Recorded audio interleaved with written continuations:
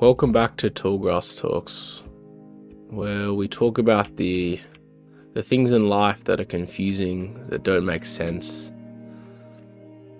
the things you're still wondering about, the things that you might not have answers to. And today I just want to talk about what happens when you fail. And you might be wondering, well, Tallgrass, what does that mean? I'm talking about what happens mentally to you when you fail. Because, let's face it, we all fail. We all fail a lot. And often it is extremely hard to deal with that and to come back from that. So, yeah, I just want to take some time today to just talk about that and, what that looks like, what the process of failing and getting back up looks like. Because I think in our society we have a really big problem, and that is we have a lot of high expectations for others. And as a result, we get easily let down a lot, right? It's like, I'll go to school and I'll expect my mate to say hi, and maybe he doesn't say hi, and that would ruin my day, right? So just stuff like that, like stuff that really doesn't matter, but it just ruins your whole mood. Or let's say you do a test, in uni, or you're at work and you try to get a promotion and you didn't get it. And in that moment, what happens is you're in a down state and you're very vulnerable to what is called spiritual attack. And that is when, evil will use that, the power of evil will use that moment, right, to bring you further down, keep you trapped in that bad mindset. So let's say you didn't get a promotion. If you keep hanging on to that, all right, there's a classic saying of give an inch and it'll take a mile. It's the same. It's the same here. If you keep hanging on to that, right, next time a job opportunity comes up, a promotion for your work, you'll be like, oh, I failed last time, I don't know about this one. And then you just make excuses, or I was busy, I couldn't apply for it, or something like that. But really, that isn't how God wants you to live your life. That isn't how I want you to live your life.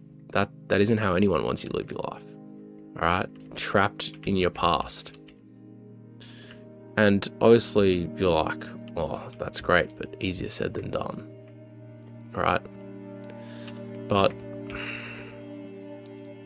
to replace a lie in your life, to change that, you must replace it with truth.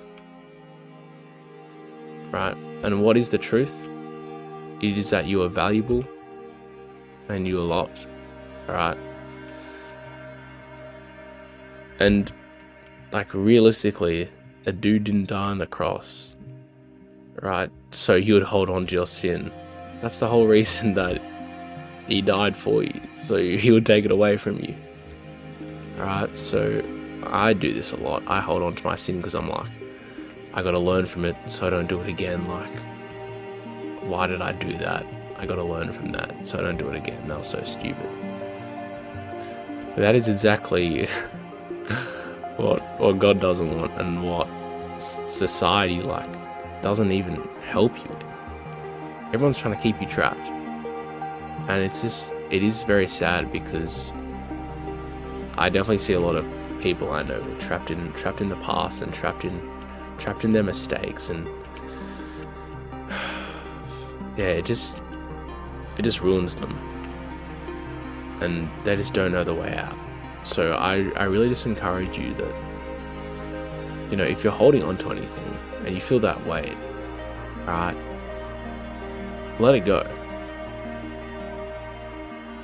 You can ask God to take it away. You can do some mindfulness. You can talk to someone about it, alright, but the worst thing you can do is hold on to that, because that will just bring you down.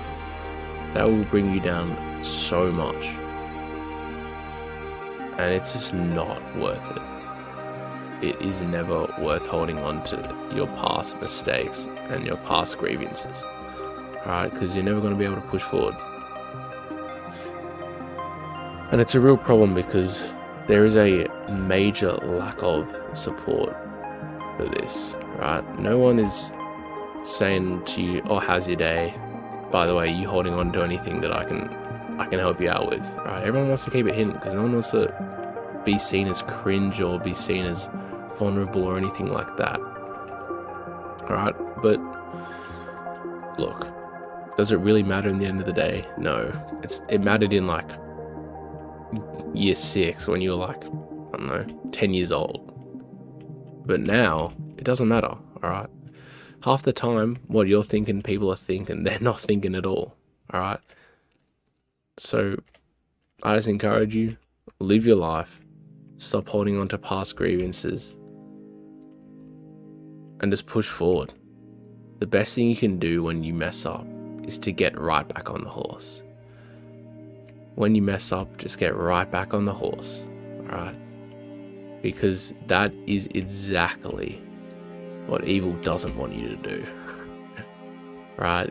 When you mess up, he wants to see you trapped in that. And if you get up and you get back on it, you are a great person.